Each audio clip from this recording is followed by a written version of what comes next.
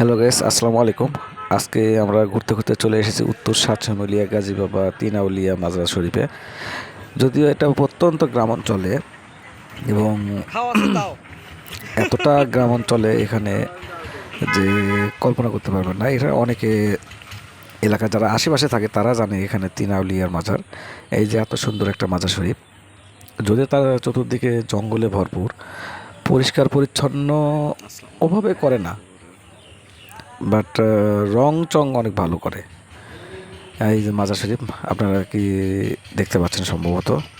এখানে এই যে দেখেন, এই যে জুম করে দেখাচ্ছি, একটা পাগড়ি আছে। পাগড়িটা ঠিক মাজারের যিনি সাহিত্য আছেন ওনার মাথার ওপরে রাখা, সম্ভবত ইনি এটা ব্যবহার করতেন সব সময়ের জন্য। আর মাজার শরীফের আশেপাশে দেখেন কত জঙ্গল। যাই হোক, এই মাজার শরীফটাকে ঘিরে একটা ইবতেদায়ী স্বতন্ত্র মাদ্রাসা প্রতিষ্ঠিত। আর পাশেই এই যে ঈদগাহ মাঠ, এটা পীরগাছা থেকে খুব কাছে হয়। যারা পীরগাছা গেছেন তারা খুব কাছে থেকে দেখতে পারবেন হয়তো, কারণ এখান থেকে সাতশিমুলা থেকে পীরগাছা অনেক কাছে। এই মাজার শরীফের বৈশিষ্ট্য, এখানে 3 জন আউলিয়া আছে এই মাজারে। আর এখানে আল্লাহ, এই যে কুকুর কুকুর যে দুইটা যে আমার সাথে কি পাইছে, শুধু কামড় দেয় না, কিচ্ছু না, শুধু পিছন পিছন করে।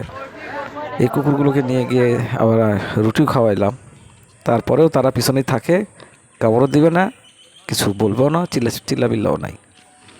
কুকুর দুটো অনেক শান্ত ভদ্র, হয়তো ভালো লেগেছে এই জন্য আমার সাথে সাথে ঘুরছে। এই যে এটা হচ্ছে ইত্যাদি স্বতন্ত্র মাদ্রাসা, আর এটা হচ্ছে মেইন রোড। মেইন রোডের পাশেই যদিও এই মাদ্রাসাটা অবস্থিত। এই যে দেখুন, দুটা কুকুর আবার ওইভাবে দাঁড়ায় আছে আমার অপেক্ষায়।